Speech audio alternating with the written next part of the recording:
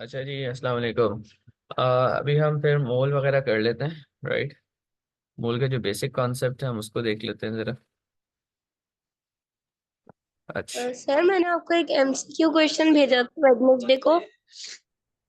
अच्छा, मैंने बेटा देखा होगा, मैंने उसका पता नहीं, शायद मैसेज रिसीव तो हो गया होगा, लेकिन मैंने उसको ऐसा कोई देखा नहीं। मैं आई सी। मुझे बस मैं आपको क्लास के ए और फौरन बी बाद ही पार्ट में कंफ्यूजन हो रही मैं क्लास के फौरन बाद ही आपको अप्लाई कर देता हूँ, ओके।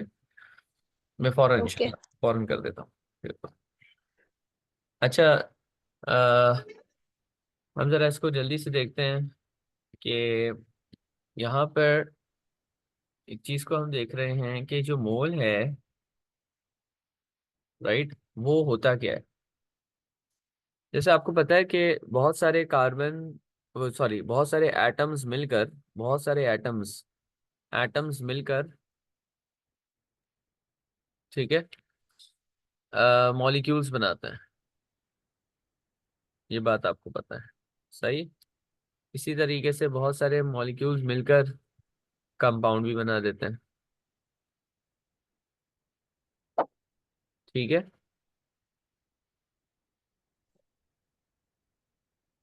क्लियर।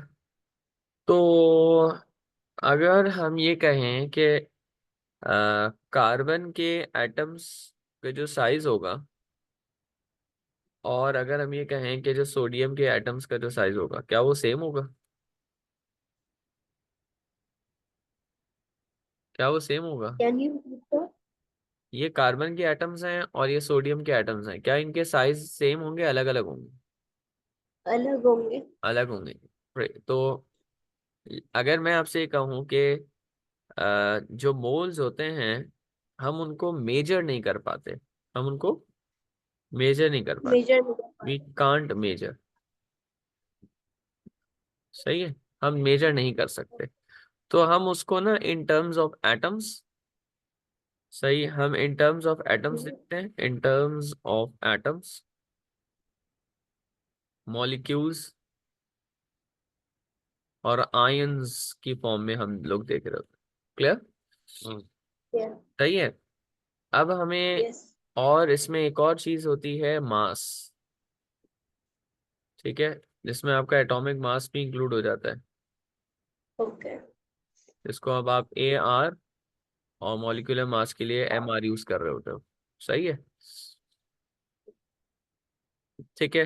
अब मोल्स का बहुत ही सिंपल वे में हम ये कह सकते हैं कि अगर हमें नंबर ऑफ मोल्स की जब हम बात कर रहे होंगे, ठीक है, तो मैं आपसे ये कहूँ कि भाई आपने 25 ग्राम NaOH यूज किया है, सही है, 25 ग्राम NaOH यूज किया है। तो भाई ओके। मुझे ये बताओ कि कितने मोल्स में, मोल्स कितने होंगे, इसके मोल्स कितने होंगे। तो आप कहोगे कि अच्छा, इसको हम ये काम कर लेते हैं कि मास मोल्स जो ओवर है, एमआर कर सकते हैं। हाँ यस, तो mass used divided by M R. अब इसके लिए एम आर होगा, ठीक है, क्योंकि सब्सटेंस हमारा NaOH है। ठीक है। अब एम आर, जो मास हमारा यूज हो रहा है वो 25 है, और जो एम आर NaOH का है वो कितना होता है भाई? सोडियम का कितना लेते हैं हम? AR, एटॉमिक मास कितना होता है सोडियम का? 23 होता है, ठीक है, राइट। यस। 23, और ऑक्सीजन का कितना होता है? 16, और हाइड्रोजन का हम कितना लेते हैं? 1। तो हाइड्रोजन का वन होता है। तो 23 + 16 + 1, ये हम ऐड करके यहाँ लिखेंगे, ठीक है। ये हम ऐड करके यहाँ लिखेंगे, हमारे पास आ जाएगा 25 ÷ 40, राइट। अब हमारे पास आंसर क्या आएगा भाई? 25 डिवाइडेड बाय 40 करेंगे तो हमारे पास 0.0625 आ गया। ये आपके मोल्स होंगे। तो अब मैं आपसे कहूँ कि आपने अगर 25 ग्राम NaOH यूज किया है, इसका मतलब है आपने कितने मोल्स यूज किए हैं? 0.625 मोल यूज किए। अब समझ आई NaOH के? ठीक है। तो क्या हम एटम्स के फॉर्म में भी निकाल सकते हैं? जी बिल्कुल, एटम्स के फॉर्म में भी निकाल सकते हैं, ठीक है। मिसाल के तौर पे अगर हम यहाँ बात करें कि एक बात ध्यान में रखना कि एटम्स की, आइंस की और मॉलिक्यूल्स की जब भी हम बात करेंगे ना, एटम्स मॉलिक्यूल्स की जब भी हम बात करेंगे मोल्स में, तो नंबर ऑफ मोल्स को हम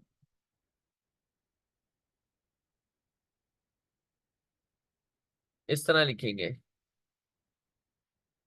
एक minute. Number of atoms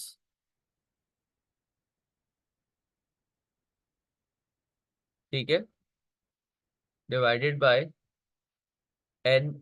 what is this Na? Avogadro's number. Yes. Avogadro number एक कांस्टेंट नंबर होता है, और इस कांस्टेंट नंबर में आपको सिर्फ और सिर्फ ये पता होना चाहिए कि आपके पास जो एक मोल होता है ना, एक मोल, Yes. ठीक है, एक मोल ऑफ, एक मोल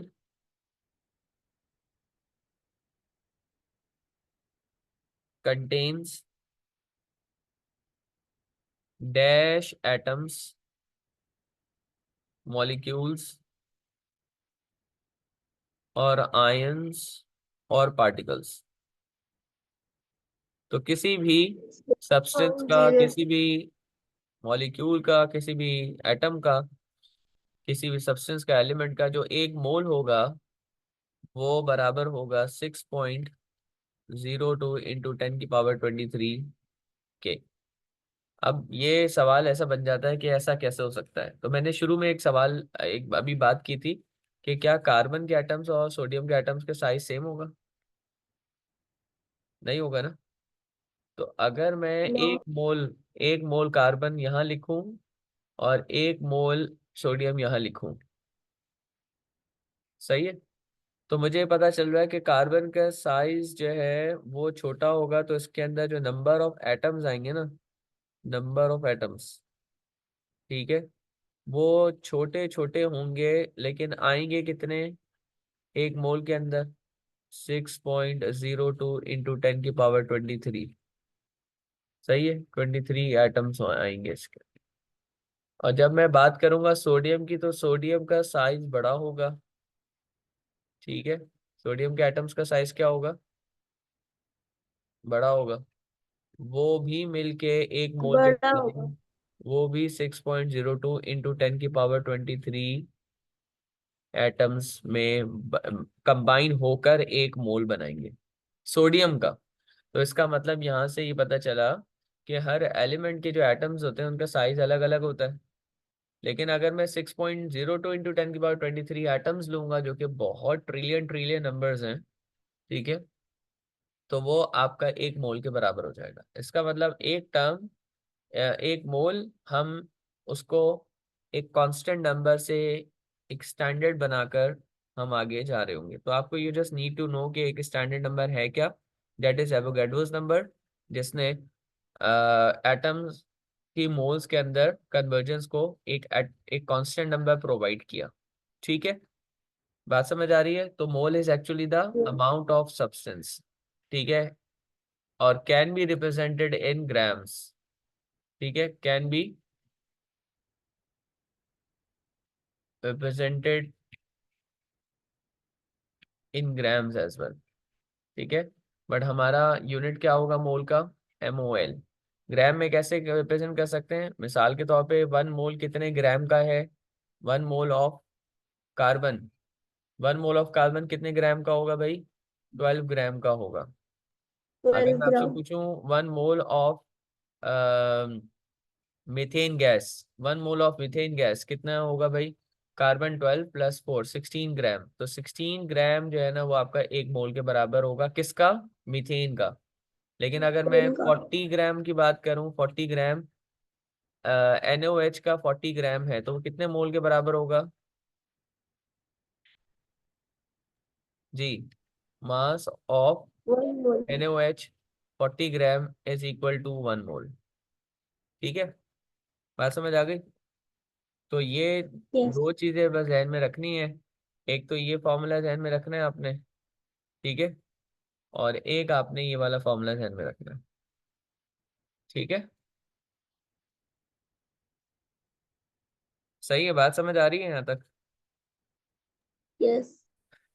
तो इसी तरीके से कैल्शियम का जो 40 ग्राम है, ठीक है, अगर हम 40 मोलर मास लेते हैं तो एक्चुअली एक मोल का मास जो है वो 40 ग्राम होगा, ठीक है।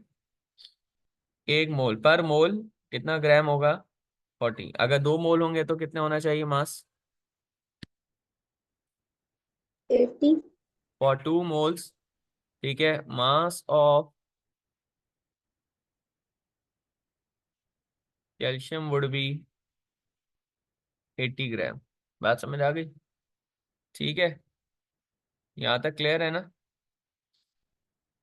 अच्छा यस, जी। क्लियर। तो ये वाली बात मैंने अभी आपको ऊपर एक्सप्लेन कर दी कि amount of substance that is a mole, ठीक है, जो कि रेशियो होगा mass used, mass of the substance that is used divided by the A R और एम आर, डिपेंडिंग कि आपके पास एटम दिया हुआ है, एलिमेंट है, या एटम एलिमेंट है, या क्या है, कंपाउंड या सब्सटेंस कोई दिया हुआ है। क्लियर? ठीक है। And you know yes. How to find out the M R of any substance? आता है ना निकालना? यस, आता ठीक है, सही है। अच्छा, ये याद रखना, जब हमें कहते हैं ना मोलर मास की बात करते हैं, मोलर मास जो है वो 1 ग्राम का मास, 1 मोल, 1 मोल, 1 molar mass, 1 mole, mass of 1 mole, mass of 1 mole, ठीक है। Molar mass is mass of 1 mole, ठीक है। बात समझ आ रही है? Molar mass is mass of 1 mole, ठीक है, रिप्रेजेंटेड इन ग्राम। है।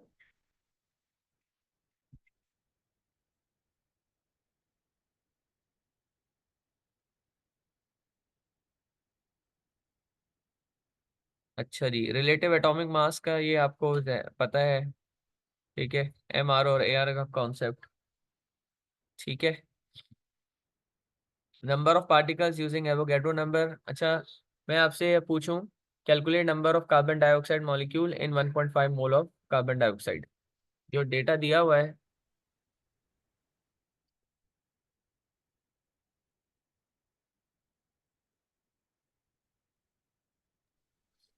अब देखें यहाँ पे हमसे कहा जा रहा है calculate number of carbon dioxide molecules.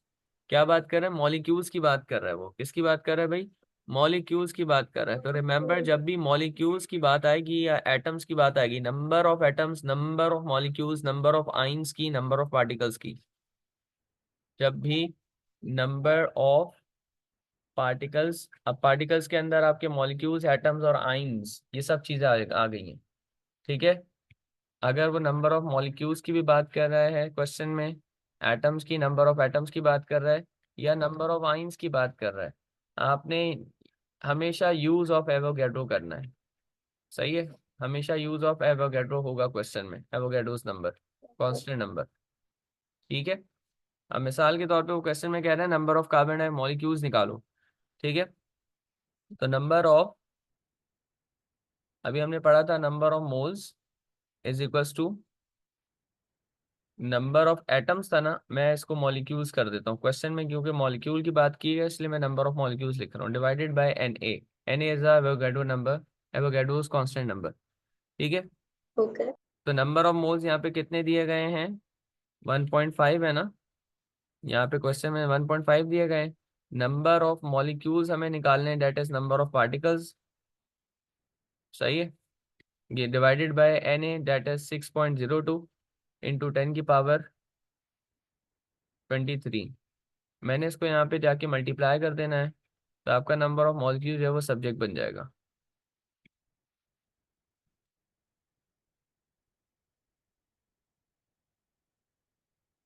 अच्छा, वो जो रिमेनिंग क्वेश्चन था ना P4 का, वो मैंने खुद से रिकॉर्डिंग करके वो डाल दिया है, तो आप उधर से देख सकते हो, मैंने लिंक शेयर कर दिया।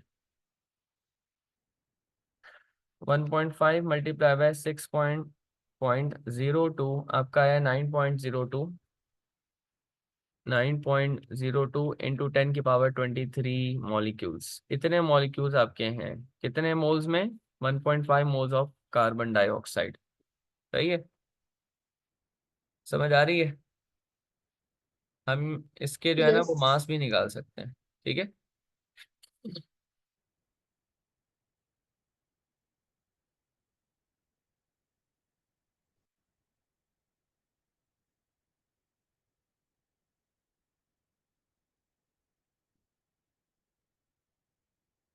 और यही सवाल है में अगर एक चेंजेस कर दें कि नंबर ऑफ एटम्स पूछें आपसे,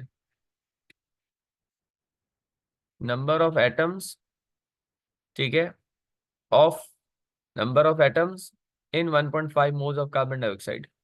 ठीक है। तो नंबर ऑफ एटम्स निकालने के लिए आपको क्या करना पड़ेगा जी? एक एक्स्ट्रा स्टेप है, नंबर ऑफ एटम्स।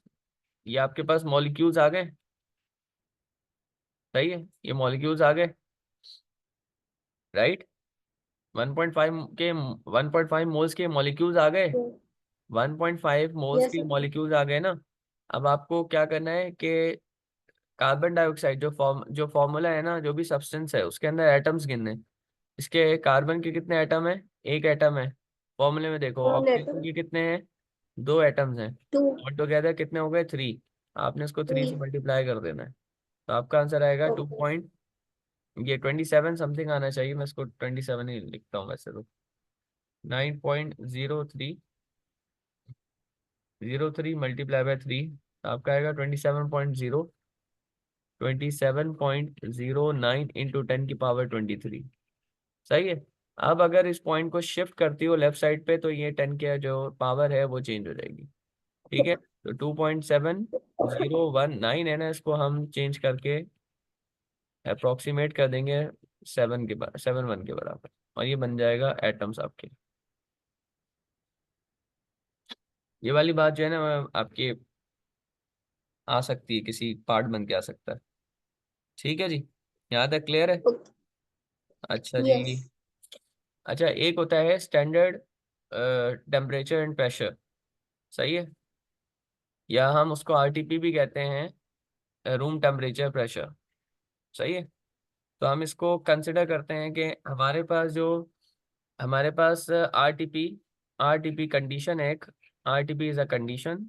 इस कंडीशन में अगर न्यूमेरिकल का वर्ड प्रॉब्लम में कहीं भी क्वेश्चन में आरटीपी लिखा है, तो आपको जो है वॉल्यूम हमेशा 1 मोल के अंदर वो जो वॉल्यूम लेंगे आप, वो लोगी आप 24 डेसीमीटर क्यूब।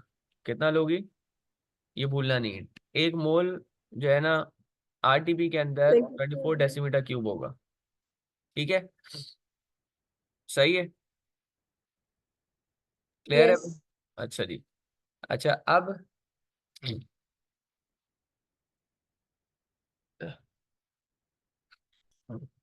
हाँ, ओके।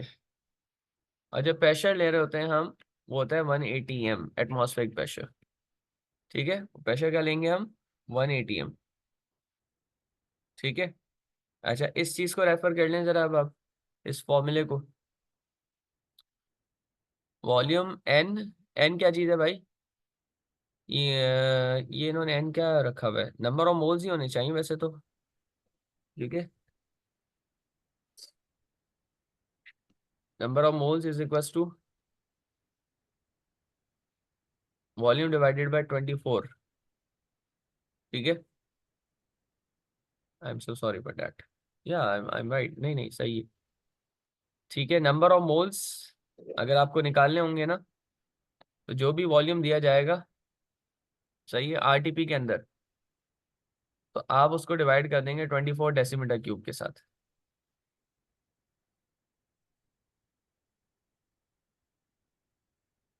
चलिए, वो भी हम क्वेश्चन करेंगे तो उसके अंदर भी आ जाएगा इंशाल्लाह। अब हमसे यहाँ कहा जा रहा है स्टेशियोमेट्री क्या चीज़ होती है। याद रखिएगा, स्टेशियोमेट्री के अंदर ना हम चीज़ों को रेशियोज के हिसाब से बात करते हैं। ठीक है।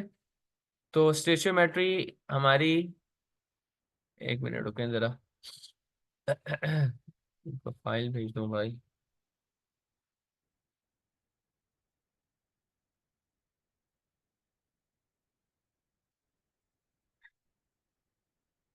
ध्यान भी हो रही है भाई।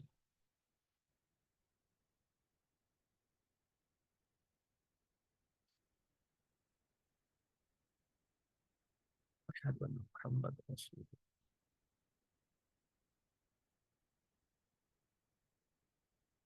मोहम्मद रसूल।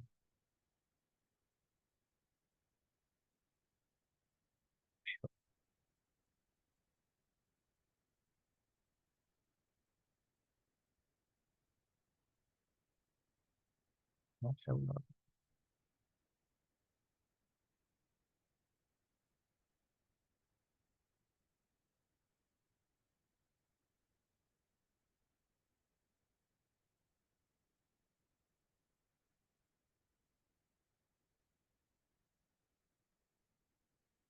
माशाअल्लाह।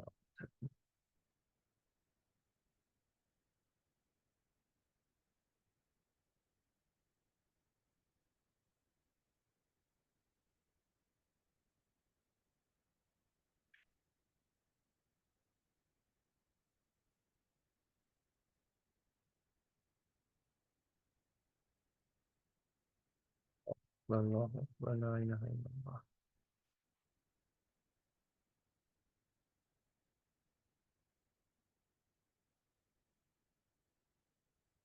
मोहम्मद रसूल। इन्नका ला तुहिब्बुल।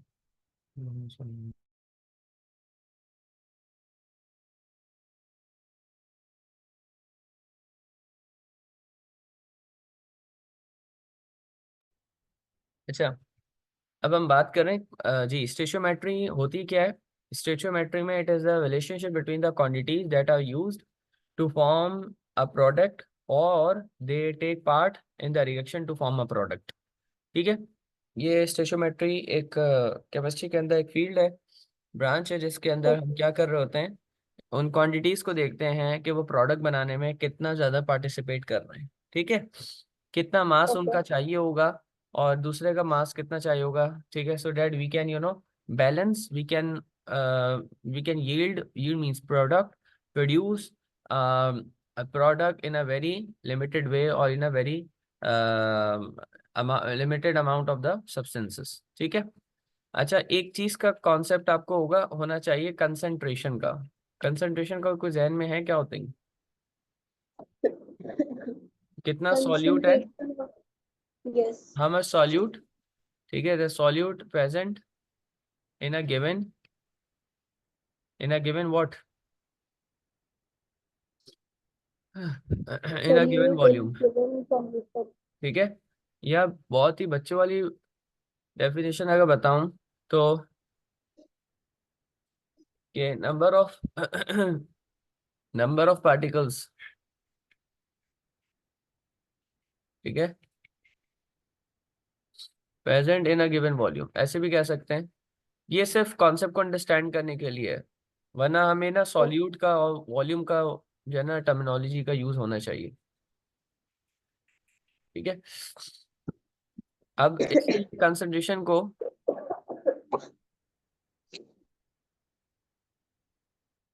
मिसाल के तौर पे, number of moles divided by volume, कितने मोल्स कितने, क्योंकि सॉल्यूट अभी मैंने आपको बताया ग्राम में अगर है, अगर ग्राम में सॉल्यूट हो सकता है तो उस ग्राम को हम मोल में कन्वर्ट कर सकते हैं। ऐसा है या नहीं, अभी हमने ऊपर किया था 40 ग्राम था NaOH, उसको हमने 1 मोल कहा था। तो यस। उसके अकॉर्डिंगली अगर 40 ग्राम के अलावा कोई 80 ग्राम होगा तो वो 2 मोल हो जाएगा। सही है। और 80 के बाद 4 3 12, 120 ग्राम होगा तो 3 मोल्स हो जाएगा। तो दरमियान की भी कोई वैल्यू आ सकती है, तो हम वो रेशियोज के थ्रू हम पता कर सकते हैं, तो वो मोल हम बना सकते हैं। तो क्या मैं ये कह सकता हूँ कि सिर्फ ग्राम इन वॉल्यूम नहीं, मोल पर वॉल्यूम भी कंसंट्रेशन होती है। Moles, yes. मोल और वॉल्यूम भी आपकी कंसंट्रेशन को डिफाइन करती है। और हम ये भी कह सकते हैं कि आपका मास इन ग्राम, ठीक है, मास इन ग्राम पर वॉल्यूम भी, क्योंकि वो सॉल्यूट ही तो है। ठीक है। अगर हम उसको मोल में कन्वर्ट ना करें, या हमें मोल्स दिए गए हैं और हमें मास में, ग्राम में कन्वर्ट करना है, तो वो भी कर सकते हैं हम। तो वो भी आपको कंसंट्रेशन डिफाइन करेगा। क्लियर है बात। अब यहाँ पे हमारे पास एक क्वेश्चन दिया हुआ है, कह रहा है calculate mass of oxygen needed. Oxygen कितनी चाहिए होगी हमें, ऑक्सीजन कितनी चाहिए होगी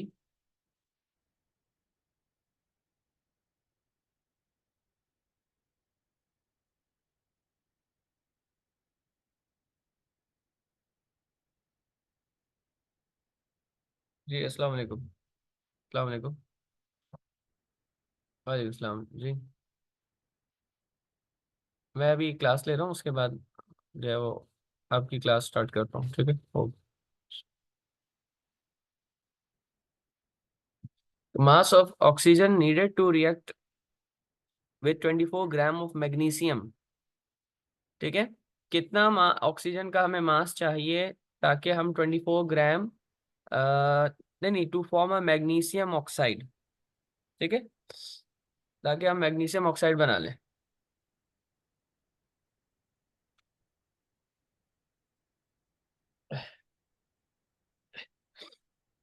देखिए आसान बात तो ये, इक्वेशन को ना अगर आप देखें तो इक्वेशन के हिसाब से इक्वेशन बैलेंस होनी चाहिए, नंबर वन याद रखना। नंबर वन, इक्वेशन बैलेंस होनी चाहिए, ठीक है? तो अगर हम ये ओके। देखें ऑक्सीजन के मास पूछ रहा है वो, तो हम ये कहें कि ऑक्सीजन का इक्वेशन के हिसाब से ऑक्सीजन का मास कितना बन रहा है। इक्वेशन के हिसाब से ऑक्सीजन का मास कितना है? ऑक्सीजन का 16 16 मल्टीप्लाई मल्टीप्लाई बाय बाय 2 होगा। 32, तो ये 32 ग्राम आ जाएगा, 32 ग्राम ऑफ ऑक्सीजन, ठीक है? 32। हाँ मुसीबत है यार इन लोगों को ना। 32 ग्राम ऑफ ऑक्सीजन कितने मैग्नीशियम के साथ मिल रही है भाई? मैग्नीशियम का मास कितना होता है भाई? एटॉमिक मैग्नीशियम नंबर का तो 12 होता है ना? 24। जी क्या कह रही हैं? 24। 24 होता है, ठीक है। बात समझ आ रही है? तो हम यस। 24 लेते हैं इसका एवरेज एटॉमिक मास। कहाँ गया? हाँ। तो 32 ग्राम of oxygen reacts with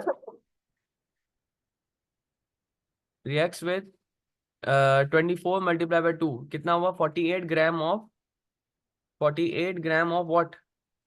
48 gram of magnesium, है ना? तो बताओ कितना, यस। कितना ऑक्सीजन यहाँ पे होगा कि वो 24 ग्राम वाले के साथ रिएक्शन कर ले, ठीक है? तो इसको ना रेशियो वगैरह में हम ऐसे लिख सकते हैं कि 48 ग्राम ऑफ मैग्नीशियम ऑक्सीजन के 32 से रिएक्ट कर रहा है। यस। देखें जी, according to equation, according to given equation, इस इक्वेशन के हिसाब से मैग्नीशियम कितना है भाई? 48 gram magnesium of magnesium reacts with कितना बेटा, कितने oxygen? Reacts with 32, 42 yes, thirty gram. Two gram of oxygen, है ना? तो बेटा यस। कितना हमें मैग्नीशियम कितना रखना है? 24 ग्राम। 24 ग्राम ऑफ 24। मैग्नीशियम जब रिएक्ट करेगा, विल रिएक्ट कितना? 24 मल्टीप्लाई बाय 32, ये क्रॉस मल्टीप्लीकेशन ऐसे कर लेना और 48 को डिवाइड कर देना, ये रेशियो लगाया मैंने। 24 multiply by 32 divided by 40। 24 multiply by 32 divided by, अबे यार, 24 मल्टीप्लाई बाय 32 डिवाइडेड बाय 48, कितना बन गया ये? 16। तो भाई कितनी ऑक्सीजन चाहिए होगी हमें 24 ग्राम 16। ऑफ मैग्नीशियम के साथ रिएक्शन करने के लिए? 16। तो 16 ग्राम। ये रहा आपका पूरा 16 ग्राम आंसर। मैं इसके ना रेशियोज के अभी मैं आपको क्वेश्चंस करवा लेता हूँ थोड़े से, हो जाएगा ये।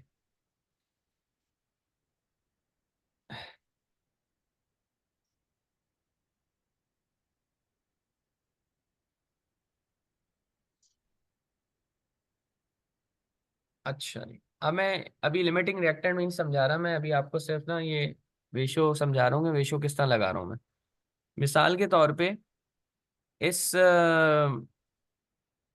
आप इस इक्वेशन को देखें, ये जो ये इक्वेशन दी हुई है आपको, दिस वन। तो इस इक्वेशन में हमारे पास, सॉरी,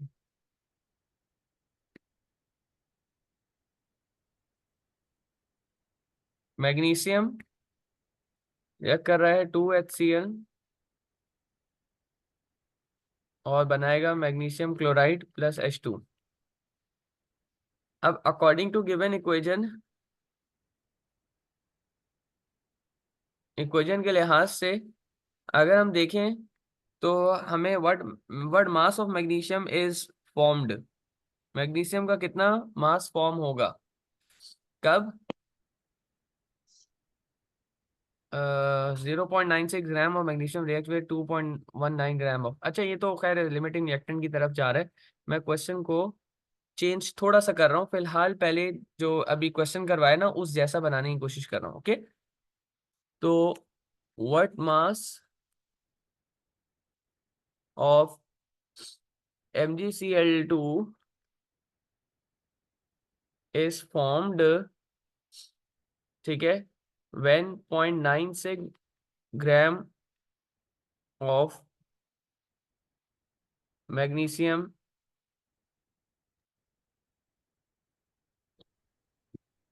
मैग्नीशियम रिएक्ट्स, ठीक है। वो कह रहा है अगर 0.96 ग्राम ऑफ मैग्नीशियम, यानी ये जो मैग्नीशियम है अगर ये 0.96 ग्राम हो जाए तो कितनी प्रोडक्ट बनेगी, समझ आई। तो मैग्नीशियम क्लोराइड Yes. कितना बनेगा, अब समझ आया सवाल, ठीक है। तो बेटा इक्वेशन में पहले इक्वेशन के सारे मासेस लिख लो और सोच लो। मैग्नीशियम, मैग्नीशियम जो है वो कितना है, 24 ग्राम होता है उसका AR, AR of magnesium is 24, twenty Yes. Four gram of magnesium forms कितना, फॉर्म्स कितना मैग्नीशियम क्लोराइड बना रहा है Uh, जी, 24 twenty multiplied four by plus 35.5 multiply by 2, 95, form 95 gram of MgCl2, बात समझ आ गई, ठीक है। yes. तो अब हमसे क्या कहा है कि कितने मास के बताना है, कितने मास, हमें 0.96 का 0.96. है ना, 0.96 का बताना है। तो अब क्या लिखोगे आप, 0.96 gram of magnesium will form, will कितना, क्रॉस मल्टीप्लीकेशन, इसको इससे मल्टीप्लाई कराओ और इसको डिवाइड कर दो। तो यानी 0.96 मल्टीप्लाई बाय 95 डिवाइडेड बाय 24, ठीक है। तो ये आ गया आपका multiply by 0.96 divided by 24, 3.8 gram, 3.8 gram of MgCl2 बनेगा, ठीक है। तो इसका मतलब ये हुआ कि जब हमें मैग्नीशियम, जब हमें दो चीजें जिसकी दी जाएंगी, जैसे यहाँ पर हमें मैग्नीशियम का मासेस दिए गए थे तो हमने मैग्नीशियम लेफ्ट साइड पे लिखा, दोनों के मास पता थे हमने लेफ्ट साइड पे इसको लिख दिया। जिसका एक का मास दिया हुआ है एक का मास पूछा जा रहा है तो उसको हम राइट साइड पे करके लिखेंगे, उसको हम राइट साइड पे करके लिखेंगे, सही है। Okay. क्लियर, तब जाके आपका ये इस तरह क्रिस क्रॉस मेथड जो है ना आप लगा सकते हो कि यूं मल्टीप्लाई और यूं करके डिवाइड, बस। Clear, Yes. राइट। अब हम आ जाते हैं लिमिटिंग रिएक्टेंट पे, अब हम आ जाते हैं लिमिटिंग रिएक्टेंट पे, ठीक है। अच्छा देखो, अब तुमने क्या किया कि तुम्हारे पास ना प्रोडक्ट बनाने के लिए तुम्हारे पास रिएक्टेंट्स होने चाहिए ना,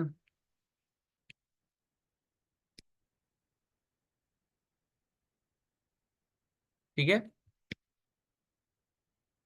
प्रोडक्ट बनाने के लिए क्या होने चाहिए, रिएक्टेंट्स होने चाहिए। और उन रिएक्टेंट्स में से कोई भी रिएक्टेंट जल्दी खत्म हो जाता है, ठीक है, फिनिश ऑफ हो जाता है, तो क्या प्रोडक्ट बन सकेगी, है, नहीं. नहीं बनेगी ना। कोई भी रिएक्टेंट है, मिसाल के तौर पे A plus B, A plus B मिलके सी और डी बना रहे हैं, चलो ठीक है।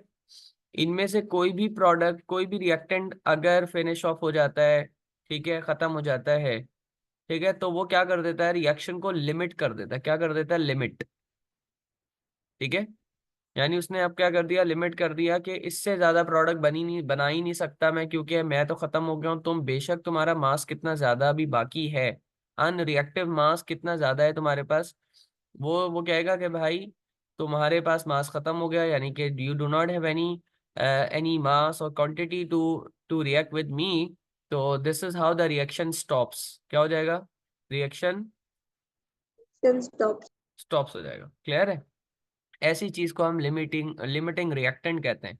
तो ऐसा कोई रिएक्टेंट जो रिएक्शन को स्टॉप कर दे, लिमिट कर दे, ठीक है, और दूसरा रिएक्टेंट जो है ना वो एक्सेस अमाउंट में बच जाए, लेफ्ट ओवर हो जाए, तो ऐसा रिएक्टेंट जो खत्म हो जाता है, उस रिएक्टेंट को हम लिमिटिंग रिएक्टेंट कहते हैं। बात समझ आई? ठीक है। यस। अब हमारे पास यहाँ पर कहा गया है कि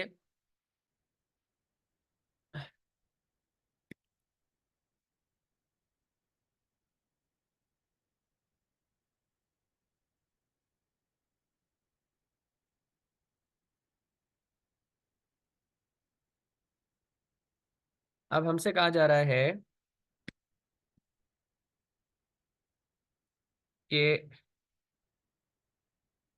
0.96 gram of magnesium reacts with 2.19 gram of hydrochloric acid. तो ये हमें इक्वेशन दी गई है, हम मेक श्योर करना है कि इक्वेशन बैलेंस होनी चाहिए।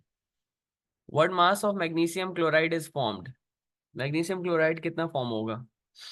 Workout the moles for both reactants. सबके मोल्स निकाल लेते हैं। अच्छा, ये भी तरीका है कि पहले सबके मोल्स निकाल लो, मोल्स मोल्स कर लो।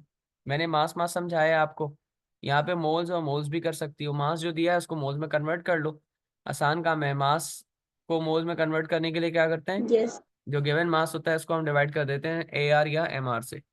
सही है। मार से। तो पहले हम मैग्नीशियम के 0.96 ग्राम में कितने मोल होते हैं, ये हम क्या करेंगे, डिवाइडेड बाय, अच्छा 24 से क्यों किया है इन्होंने, क्योंकि इन्होंने ये स्टैंडर्ड टेम्परेचर प्रेशर लिया है, RTP कंडीशन लेकर डिवाइडेड बाय क्या कर दिया, 24 से कर दिया। अच्छा एक minute, sorry sorry I am so sorry, magnesium का तो AR भी आपका क्या होता है, कंसंट्रेशन थोड़ी है, I am so sorry for that. 24। जी, तो मास आपका AR मैग्नीशियम का कितना है, 24 है। हमने इसको डिवाइड किया, हमारे पास नंबर ऑफ मोल्स आ गए।